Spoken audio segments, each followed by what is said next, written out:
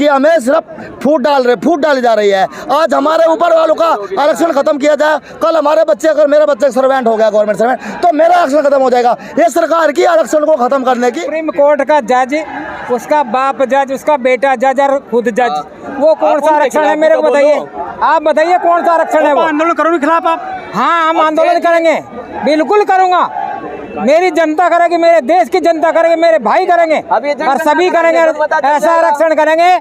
ये सरकार जो है ऐसे भागेगी जैसे गांव में से गिद्दड़ भागता है जब कुत्ते उसके पीछे भागते। 77 साल में क्या क्रीम मिली SC/ST को जो सुप्रीम कोर्ट ने डिसीजन दिया, क्या लगता है? बिल्कुल नहीं मिला।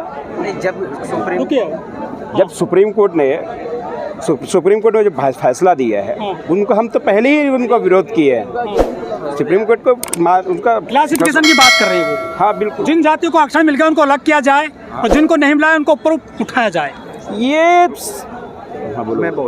अगर वो इतने हितैषी है, अगर सुप्रीम कोर्ट या केंद्र सरकार उनकी इतने हितैषी है, तो EWS की तरह उन्हें अलग से 10% कोटा देना। भाई हैं भाई, वो आपकी कैटेगरी में तो आप उनसे अलग क्यों डाल रहे हैं उनको? नहीं, कौन डाल रहा है उनको? तो सुप्रीम कोर्ट और केंद्र सरकार जो है ना, हमें लड़ाने का काम कर रही है। जब वो उनका इतना हितैषी है, सुप्रीम कोर्ट और केंद्र सरकार उनकी इतनी हितैषी है, तो उनके लिए अलग से व्यवस्था करे ना EWS की। 10% दे उनको, जिस तरीके से जनरल कैटेगरी आपकी है। आप कहते हो कि हमारा एक जैसा जो है, सब कुछ एक जैसा है, कल्चर सब, तो हमारे भाई हुए। तो आप उनको अलग क्यों कह रहे हो, उनको अलग से दिया जाए? लेकिन जो उसका सच्चा अधिकार है, जिसको उसको वो मिलना चाहिए ना। ये क्या कि मतलब यहाँ पर अधिकार की लड़ाई क्या है। किया? बाबा साहब ने कहा था कि जो SC/ST जातियां हैं, उनका एक जैसी कल्चर है, एक जैसा रहन सहन है, एक जैसी उनके साथ में जो है वो हुई अनटचेबिलिटी और आर्थिक शोषण हुआ, सामाजिक शोषण हुआ है, जातिवाद हुआ है उनके साथ। मैं आपकी बात का जवाब दूंगा, मेरी बात पूरी होने दो। बाबा साहब ने आप बात घुमाने की कोशिश मत करो। अभी सुप्रीम कोर्ट हमारे संविधान में नहीं, पत्रकार महोदय आप घुमा रहे हो, आप ऐसे सवाल कर रहे हो। आप ये बताओ, अगर जब सुप्रीम कोर्ट जो है वो इस तरीके से काम कर रही है, दो बंदरों के बीच में जो है एक टुकड़ा फेंक दिया और बिल्ली फायदा उठा रही है उसका, जो चलता हुआ आ रहा है अब तक, तो उन्होंने ऐसा कुछ किया नहीं।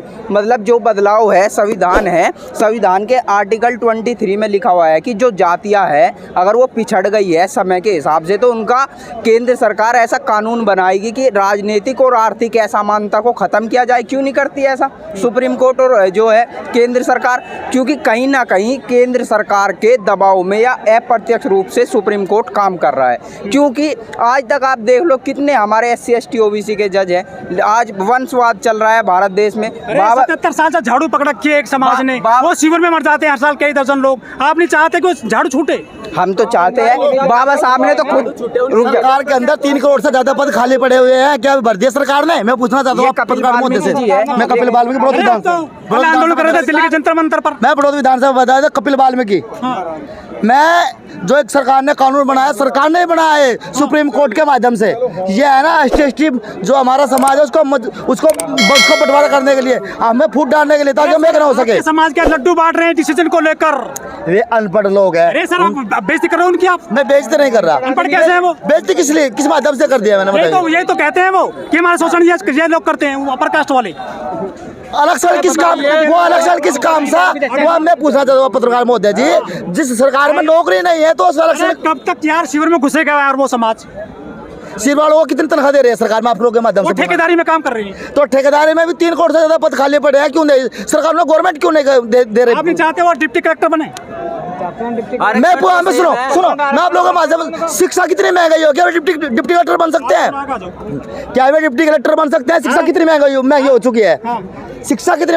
मैं आप लोगों के माध्यम से जानना चाहता हूँ कि हीरे के अंदर, हीरे जो हम हीरा खरीदते हैं, उसके हीरा खरीदने के लिए 3% GST देनी पड़ती है, लेकिन शिक्षा ग्रहण करने के लिए 11% की GST देनी पड़ती है सरकार को। गरीब आदमी जहाँ प्राइवेट स्कूल बनाए जा रहे हैं, प्राइवेट शिक्षक महंगी कर दी जा रही है, कहाँ से अनपढ़ आदमी, गरीब आदमी, मजदूर आदमी कहाँ से इतना शिक्षित होकर आगे इतना बढ़ सकता है? आप तो खुश हो जाइए, आपके लिए तो डिसीजन आ गया है। डिसीजन किस काम का? जब मैं पूछता हूँ, इतनी शिक्षा महंगी हो गई है, 7 आरक्षण मिलेगा अलग से? अब हमें आरक्षण नहीं, जो पहले का संविधान का द्वारा हमें आरक्षण नहीं। तो मैं आप लोगों के माध्यम से बात बताना चाहता हूँ, सरकार को मैं बताना चाहता हूँ कि हमें सिर्फ फूट डाली जा रही है। आज हमारे ऊपर वालों का आरक्षण खत्म किया जाए, कल हमारे बच्चे, अगर मेरा बच्चा सर्वेंट हो गया, गवर्नमेंट सर्वेंट, तो मेरा आरक्षण खत्म हो जाएगा। ये सरकार की आरक्षण को खत्म करने की एक सोची समझी साजिश है। मिल रही जानकारी है?